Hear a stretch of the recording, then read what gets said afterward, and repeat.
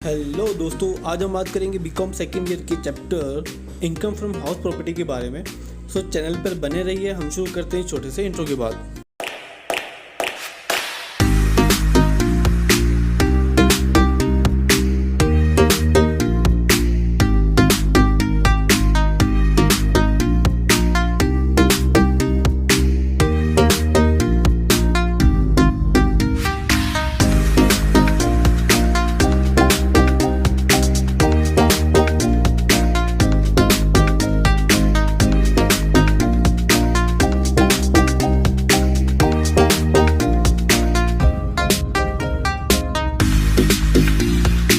From house property find out करने के लिए सबसे पहले हमें पता होना चाहिए for what year we are calculating income tax. हम किस वर्ष के लिए आयकर की गणना कर रहे हैं। What is financial year and what is assessment year.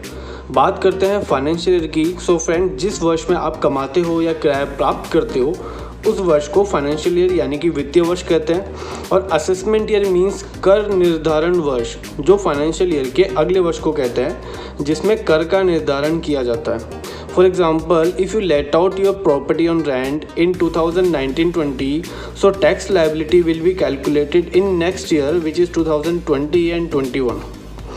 उदाहरण के लिए, यदि आप अपनी मकान संपत्ति को 2019-20 में किराए पर देते हो तो कर देयता की गणना अगले वर्ष 2020-21 में की जाएगी। अब बात करते हैं कि हाउस प्रॉपर्टी पर टैक्स कैसे कैलकुलेट करते हैं। फ्रेंड्स, हाउस प्रॉपर्टी पर टैक्स कैलकुलेशन के बहुत सारे फैक्टर्स हैं, बट अभी हम रिवीजन के पॉइंट ऑफ व्यू से हम दो फैक्टर्स को समझना है और वो है हाउस प्रॉपर्टी का यूज़। हाउस प्रॉपर्टी जो है वो सेल्फ ऑक्यूपाइड और लेट आउट हो सकती है। Self occupied means house property में खुद रहना और let out means house property को किराए पर उठा देना। अगर टैक्स पेयर हाउस प्रॉपर्टी को सेल्फ ऑक्यूपाइड करता है तो उस प्रॉपर्टी पर टैक्स कैलकुलेशन कैसे करेंगे, ये फॉर्मेट है फ्रेंड्स। देखो, सबसे पहले नेट एनुअल वैल्यू लिखते हैं जो सेल्फ ऑक्यूपाइड हाउस की कंडीशन में ऑलवेज नील होता है। बिकॉज आप मकान संपत्ति को खुद के रहने में ले रहे हो, आप उस मकान से इनकम जनरेट नहीं कर रहे हो। मीन्स इनकम नील है तो नेट एनुअल वैल्यू भी नील होगी। अब आगे बात करते हैं डिडक्शन की। यहाँ डिडक्शन मिलता है अंडर सेक्शन 24। हाउस प्रॉपर्टी पर इनकम टैक्स के अंडर सेक्शन 24 में डिडक्शन मिलता है फ्रेंड्स। सेल्फ ऑक्यूपाइड हाउस की कंडीशन में हमें अंडर सेक्शन 24B का डिडक्शन मिलता है। ये डिडक्शन कब मिलेगा वो हम इस वीडियो के आगे देखेंगे। डिडक्शन लेस करने के बाद हमें income from house property find out हो जाएगी, जो कि नेगेटिव या पॉजिटिव हो सकती है। एक इम्पोर्टेंट नोट है कि ये जो ऊपर फॉर्मेट हमने लिखा है ये तब एप्लीकेबल होगा जब house property complete year self occupied रहे। मीन्स आपने उसे फाइनेंशियल ईयर में कभी रेंट पर नहीं दिया हो, कंप्लीट ईयर अपने रहने के काम में लिया हो। अगर आपने उसे रेंट पे दे दिया तो हाउस से इनकम मिलेगी और कंपटीशन लेट आउट हाउस के जैसे की जाएगी। अब बात करते हैं लेट आउट हाउस प्रॉपर्टी की कि competition of income from house property कैसे करते हैं। ये इसका फॉर्मेट है फ्रेंड्स। इसमें सबसे पहले लिखा जाता है म्युनिसिपल वैल्यू, ये हमें गिवन होगा। म्युनिसिपल वैल्यू वो वैल्यू होती है जो आपकी लोकल अथॉरिटीज़ डिसाइड करती है म्युनिसिपल टैक्स कलेक्ट करने के लिए। सेकंड है फेयर रेंट। फेयर रेंट आपके एरिया में चल रहे अदर प्रॉपर्टीज़ के रेंट को बोलते हैं। अब हमें दोनों वैल्यू को कंपेयर करना है और जो हायर वैल्यू होगी उसे हमें लेना है। इसके बाद हमें स्टैंडर्ड रेंट लेना है। स्टैंडर्ड रेंट वो रेंट होता है जो रेंट कंट्रोल एक्ट फिक्स करता है। अब जो ऊपर हमने हायर वैल्यू ली थी और ये स्टैंडर्ड रेंट जो है, इन्हें आपस में कंपेयर करना है और जो लोअर वैल्यू होगी उसे हमें लेना है और वो एक्सपेक्टेड रेंट कहलाएगा। अगर सपोज एग्जाम में इन तीनों वैल्यू में से कोई दो वैल्यू या कोई एक वैल्यू दी हुई है तो उसी के अकॉर्डिंग अपन हायर लोअर करके और उसको एक्सपेक्टेड रेंट मान लेंगे। अब नेक्स्ट लिया जाता है रेंट रिसीवेबल या रिसीव्ड। मीन इस प्रॉपर्टी से जो रेंट आपको मिला है या मिलता वो हमें लेना है। इसमें से माइनस करना होता है unrealise rent. Unrealise rent means वो रेंट जो बकाया है और वसूल नहीं हो पा रहा। अब माइनस करने के बाद जो फिगर आएगा और एक्सपेक्टेड रेंट, इन दोनों को कंपेयर किया जाएगा और जो इनमें से हायर होगा उसे लिया जाएगा। इसके बाद आपको माइनस करना होता है वैकेंसी पीरियड रेंट। मीन्स जितने टाइम ये मकान वैकेंट रहा, खाली रहा किराएदार के लिए, उसे वैकेंसी पीरियड बोलते हैं। और माइनस करके जो वैल्यू आती है उसे ग्रॉस एनुअल वैल्यू कहा जाता है। माइनस किया जाएगा municipal tax, paid by honour. ये जो म्युनिसिपल टैक्स है ये पे होना चाहिए और ऑनर के द्वारा पे होना चाहिए। अगर टेनेंट ने पे किया है तो इसको माइनस नहीं किया जाएगा। म्युनिसिपल टैक्स माइनस करने के बाद हमें जो फाइंड आउट होगा वो नेट एनुअल वैल्यू होगी। इसमें से हमें डिडक्शन मिलेगा फ्रेंड्स। डिडक्शन दो मिलते हैं under section 24A and B। Under section 24A में जो डिडक्शन मिलता है इसको स्टैंडर्ड डिडक्शन बोलते हैं। ये नेट एनुअल वैल्यू का 30% होता है। नेक्स्ट जो डिडक्शन मिलता है वो मिलता है इंटरेस्ट ऑन लोन का, यानी आप हाउस बनाने के लिए यानी कंस्ट्रक्ट करने के लिए, परचेस करने के लिए, रिनोवेट करने के लिए, रिपेयर करने के लिए करके लोन लेते हो और उस पर इंटरेस्ट पे करते हो। ध्यान रखना है इंटरेस्ट, लोन नहीं, उस लोन पे जो इंटरेस्ट आप पे कर रहे हो उस इंटरेस्ट का आपको डिडक्शन मिल जाता है अंडर सेक्शन 24B में। डिडक्शन करने के बाद जो हमें फाइंड आउट होगा वो कहलाएगी इनकम फ्रॉम हाउस प्रॉपर्टी, जो कि नेगेटिव या पॉजिटिव हो सकती है। अब बात करते हैं इंटरेस्ट ऑन लोन के डिडक्शन के बारे में। तो tax payer can claim deduction under section 24B on account of interest on loan taken for the purpose of purchase, construction, repair, renewal और reconstruction of property. In case of let out property, there is no limit on quantum of interest which can be claimed as deduction under section 24B. However, in case of self-occupied property, limit is 2 lakh or 30,000 as the case may be. देखो क्या होता है, जो let out house property होती है ना, अगर आपने उस पर इंटरेस्ट, आपने कोई लोन लिया है तो जितना भी इंटरेस्ट बनता है उसका डिडक्शन आप ले सकते हो। But self occupied house property के अंदर कुछ लिमिटेशंस है। वो लिमिटेशन ये है कि अगर आपने लोन 1 अप्रैल 1999 के बाद में लिया है तो आप 2 लाख रुपए तक का डिडक्शन ले सकते हो, बट वो लोन परचेज के लिए या कंस्ट्रक्शन के लिए होना चाहिए। अगर आपने रिपेयरिंग के लिए ले लिया तो 2 लाख की जगह जो डिडक्शन मिलेगा वो 30,000 का मिलेगा सेल्फ ऑक्यूपाइड हाउस प्रॉपर्टी में। लेट आउट में कोई लिमिट नहीं है, जो इंटरेस्ट आपका फाइंड आउट होगा उसको हम डिडक्ट कर लेंगे, उसका हम डिडक्शन ले लेंगे अंडर सेक्शन 24B। अगर आपने लोन कंस्ट्रक्शन के लिए लिया हो तो यहाँ 2 टुकड़ों में इंटरेस्ट निकलेगा, प्री कंस्ट्रक्शन पीरियड इंटरेस्ट और पोस्ट कंस्ट्रक्शन पीरियड इंटरेस्ट। मान लो आपने कंस्ट्रक्शन के लिए लोन लिया और कंस्ट्रक्शन कंप्लीट होने में 2 साल लगे, तो कंस्ट्रक्शन कंप्लीट होने से पहले के पीरियड को कंस्ट्रक्शन यानी प्री कंस्ट्रक्शन पीरियड और बाद वाले पीरियड को पोस्ट कंस्ट्रक्शन पीरियड कहेंगे। इसका अमाउंट कैसे फाइंड आउट करना है ये जब हम एग्जांपल सोल्व करेंगे तब समझेंगे। ये एग्जांपल है, इसे सॉल्व करके देखते हैं फ्रेंड्स। इसमें लिखा है Mister Ram have 2 house in Jaipur and both are let out to tenant. Compute income from house property for assessment year 2020 and 21। और नीचे हमें दोनों हाउस से रिलेटेड इन्फॉर्मेशन गिवन है। अब इसे सॉल्व करने से पहले हमें ये पता होना चाहिए कि कौन से ईयर के लिए इनकम कैलकुलेट करनी है। देखो असेसमेंट ईयर जो है वो है 2020 एंड 2021। मीन्स हमने लास्ट ईयर क्या कमाया है हाउस प्रॉपर्टी से, उसका टैक्स हमें 2020 एंड 21 में कैलकुलेट करना है। तो हमारा जो फाइनेंशियल ईयर होगा वो होगा 1 अप्रैल 2019 से 31 मार्च 2020। फाइनेंशियल ईयर पता कर लेने के बाद हमें ये भी पता करना होगा कि हाउस कंस्ट्रक्शन कंप्लीट कब हुआ है और इस हाउस को ईयर में कितने टाइम के लिए यूज़ किया गया है।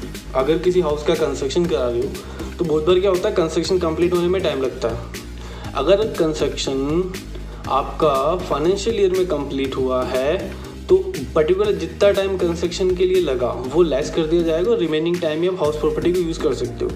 अगर कंस्ट्रक्शन फाइनेंशियल ईयर में आपका हाउस प्रॉपर्टी का कंस्ट्रक्शन चल रहा है तो यूज़ में आ ही नहीं सकती, उसमें तो काम चल रहा है। यूज़ में कब आएगी, जब कंस्ट्रक्शन कंप्लीट हो जाएगा, देन आफ्टर आप उसको सेल्फ ऑक्यूपाइड या रेंट पे दे सकते हो। तो ये हमें पता करना होता है। फर्स्ट हाउस कंस्ट्रक्शन हुआ है 1 जून 2019 में, मीन फाइनेंशियल ईयर स्टार्ट होने के 2 महीने बाद। सो इस हाउस को फाइनेंशियल ईयर में 10 मंथ्स ही यूज़ किया जा सकता है। बिकॉज अप्रैल और मई में ये अंडर कंस्ट्रक्शन था, उसके बाद जो 10 मंथ बचे उसमें इसको रेंट पे दिया जा सकता था या सेल्फ ऑक्यूपाइड किया जा सकता था। ये हाउस को अगर रेंट पे चढ़ाया जाएगा तो 10 महीने का ही रेंट रिसीव होगा।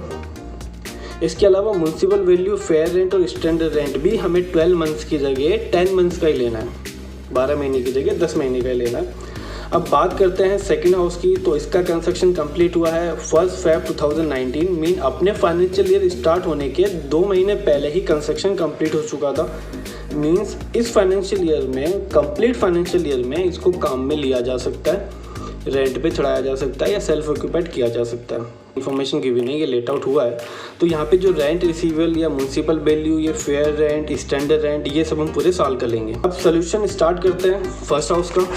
देखो इसका फॉर्मेट है, हमने बना लिया computation of income from house property for mister Ram for assessment year 2020 and 21। Particular हमने यहाँ पे यूज़ लिख दिए कि 10 मंथ इसका यूज़ हुआ है हाउस प्रॉपर्टी 1।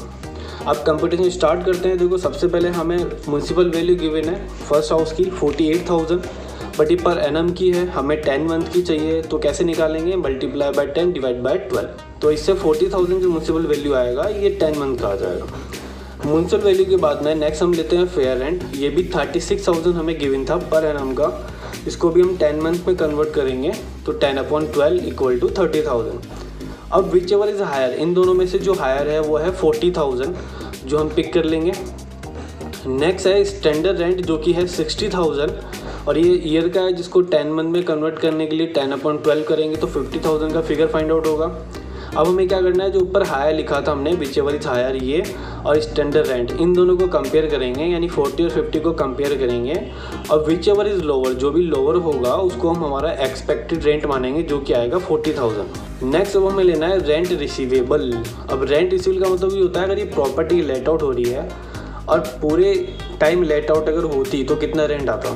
तो देखो हमें क्वेश्चन में गिवन है कि मंथली रेंट जो है हाउस का वो है 6,000 पर मंथ। अगर इस हाउस को 10 मंथ यूज़ किया जाता तो हमारे पास रेंट आता 60,000। इसमें से अपन अनरियलाइज रेंट माइनस कर सकते हैं जो कि हमें क्वेश्चन में गिवन है 1 मंथ का।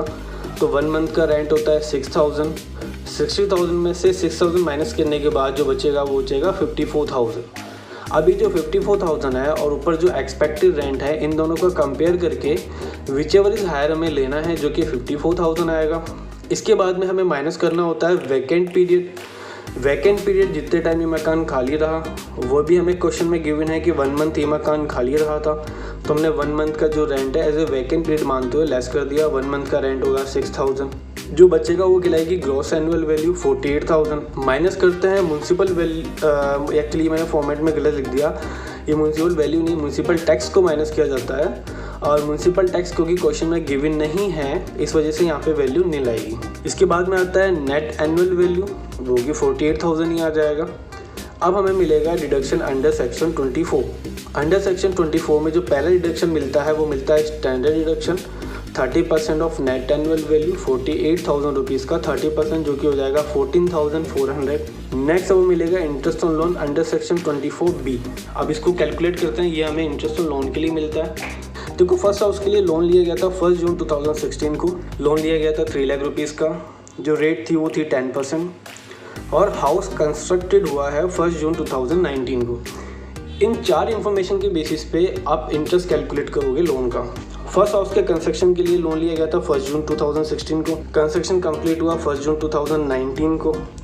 अगर टाइम कैलकुलेट किया जाए तो 1 जून 2016 से 17 से 18 से 19 यहाँ 3 साल होते हैं, मीन 36 मंथ्स। बट ऐसे नहीं करना है, आपको pre construction interest find out करने के लिए कंस्ट्रक्शन कंप्लीट होने की डेट से पहले वाली 31 मार्च यानी कि 31 मार्च 2019 तक मंथ को कैलकुलेट करना है। मीन 1 जून 2016 से 31 मार्च 2019 तक, और मंथ हमें फाइंड आउट हुए 34 मंथ। सो प्री कंस्ट्रक्शन इंटरेस्ट कैलकुलेट करने के लिए आपको सबसे पहले pre construction period find out करना होता है। अब फॉर्मूले पर आते हैं। देखो आपको लोन अमाउंट लेना है जो है 3 लाख रुपीज़, उसे रेट से मल्टीप्लाई करना है जो कि था 10% यानी 10/100। उसके बाद में आप अपन ने जो मंथ फाइंड आउट किए हैं 34, इनको लेना है तो 34/12। अब क्या होता है, ये जो इंटरेस्ट है इसको समझो ये क्या चीज़ है। देखो आपके कंस्ट्रक्शन होने में टाइम लगा, 34 मंथ्स लगे अकाउंटिंग के अकॉर्डिंग, वैसे तो 36 महीने लगे। अब पर्टिकुलर इस टाइम में आपका कंस्ट्रक्शन चल रहा था यानी हाउस प्रॉपर्टी बनी नहीं थी। तो हाउस प्रॉपर्टी बनी नहीं थी तो आप उसके ऊपर रिटर्न नहीं फाइल कर पा रहे थे, और रिटर्न फाइल नहीं करवा रहे थे तो इंटरेस्ट ऑन लोन का डिडक्शन नहीं मिल रहा था। बट आप इंटरेस्ट तो पे कर ही रहे थे इतने टाइम में, आपने कंस्ट्रक्शन लोन ले लिया तो लोन आपका चालू हो गया, इंस्टॉलमेंट आपकी शुरू हो गई। अब यह सीन क्या है, गवर्नमेंट आपको एक बेनिफिट देता है, एक सहूलियत देता है कि आपने कंस्ट्रक्शन पीरियड में जो इंटरेस्ट पे किया है उस इंटरेस्ट का डिडक्शन आप कंस्ट्रक्शन कंप्लीट होने वाले ईयर से नेक्स्ट 4 ईयर्स यानी टोटल 5 सालों तक डिडक्शन आप ले सकते हो। अभी डिडक्शन कैसे मिलेगा, ये जो भी हमने अमाउंट कैलकुलेट किया देखो कैसे कैलकुलेट करेंगे, पहले देख लेते हैं। हमने लिया 3 lakh multiply bye 10/100 multiply by 34/12 multiply by 1/5। तो ये 1/5 इसलिए किया जाता है कि जो इंटरेस्ट है इसको 5 पार्ट्स में डिवाइड करना होता है, जो भी इंटरेस्ट निकलेगा। तो हमारा इंटरेस्ट निकला 17,000। अभी 17,000 का जो इंटरेस्ट है ये हमें आने वाले 5 साल तक ये डिडक्शन मिलेगा हर साल। अब 5 साल बाद में ये 17,000 का डिडक्शन हमें बंद हो जाएगा, यानी प्री कंस्ट्रक्शन पीरियड वाला इंटरेस्ट ये बंद हो जाएगा। सिर्फ कौन सा इंटरेस्ट मिलता रहेगा, पोस्ट कंस्ट्रक्शन पीरियड वाला। अगर आप उसका पेमेंट नहीं करते हो तो जब तक आपका पेमेंट चल रहा है लोन का और आप इंटरेस्ट पे कर रहे हो, वो इंटरेस्ट का डिडक्शन आपको मिलता रहेगा 24B में पोस्ट कंस्ट्रक्शन पीरियड का। तो इसको कैसे कैलकुलेट करना है, देखो यहाँ सिंपल लोन अमाउंट ले लेंगे, उसको मल्टीप्लाई कर लेंगे रेट ऑफ इंटरेस्ट से, तो हमें इंटरेस्ट फाइंड आउट हो जाएगा 30,000 रुपीज़ का। Friends, post construction period interest find out करने के बाद हमें इन दोनों का आपस में जोड़ना है और हमारा जो टोटल इंटरेस्ट फाइंड आउट होगा वो होगा 47,000। सोल्यूशन पे चलते हैं। ये जो इंटरेस्ट ऑन लोन का डिडक्शन है 24B में, हम यहाँ पे हमारा इंटरेस्ट का अमाउंट लिख देते हैं जो कि है 47,000।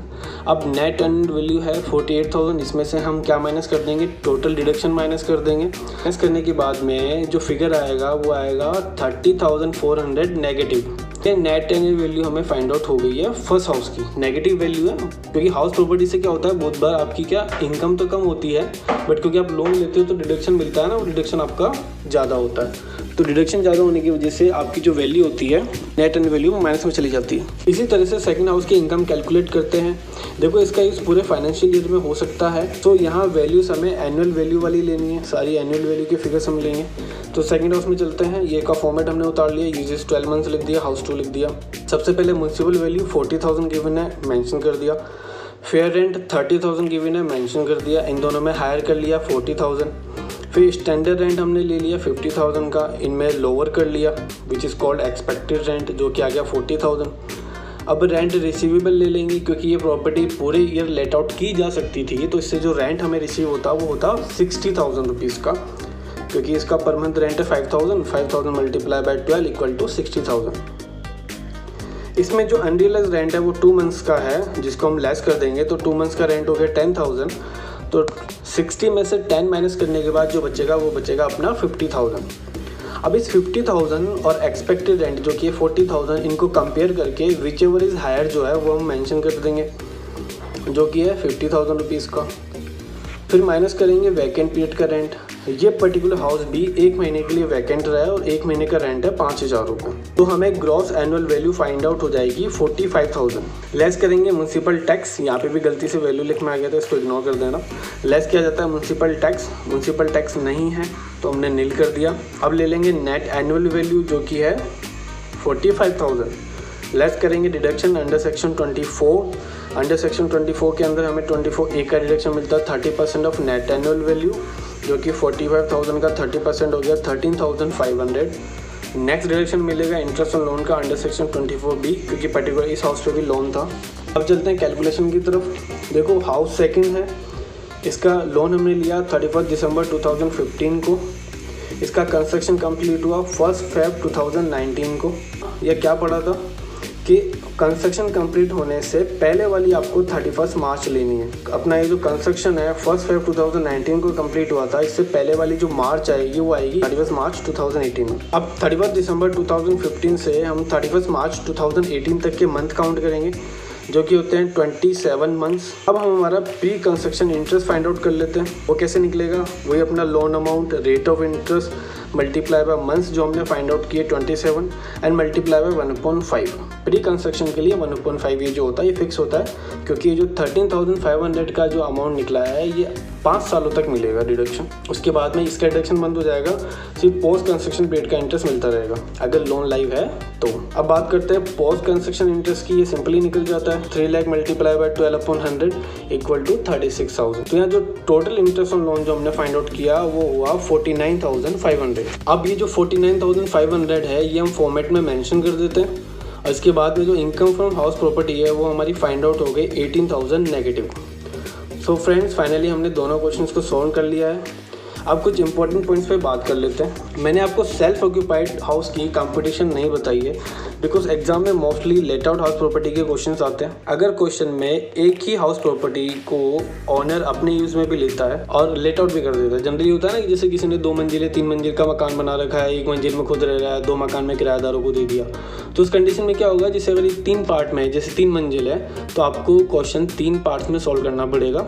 पार्ट 1 को सेल्फ ऑक्यूपाइड मानोगे, पार्ट 2 को रेंटेड मानोगे, पार्ट 3 को भी रेंटेड मानोगे अगर दोनों रेंटेड है तो, ठीक है। यानी जरूरी नहीं है हाउस अलग अलग हो, एक हाउस के भी पार्ट हो सकते हैं। नेक्स्ट है, कभी कभी ओनर कुछ टाइम के लिए हाउस प्रॉपर्टी को सेल्फ ऑक्यूपाइड करता है और उसके बाद में उसको किराए पर दे देता है। इस कंडीशन में हमें जो रेंट रिसीव होगा वो उतने ही महीने होगा जितने महीने उसने उसको किराए पे दिया। मान लो सपोज वो 4 महीने तो वो खुद रहा, उसने बाद में उसको रेंट आउट कर दिया, उसकी कहीं पे पोस्टिंग हो गई, उसका ट्रांसफ़र हो गया, उसने ये घर छोड़ दिया, वो दूसरी जगह जाके रहने लग गया, उसने ये प्रॉपर्टी रेंट पे चढ़ा दी, तो 4 महीने वो रह के गया और बाकी के जो 8 महीने हैं उसमें ये किराए पे रहा। तो जब रेंट रिसीवेबल कैलकुलेट किया जाएगा तो वो सिर्फ 8 महीने का कैलकुलेट किया जाएगा, लेकिन बाकी फिगर्स जो हैं like municipal value, standard rent, fair rent, ये सब हमें 12 मंथ्स के ही लेने हैं। ये वीडियो आपको अच्छा लगा हो तो please like, share and subscribe my channel and thank you so much for watching me.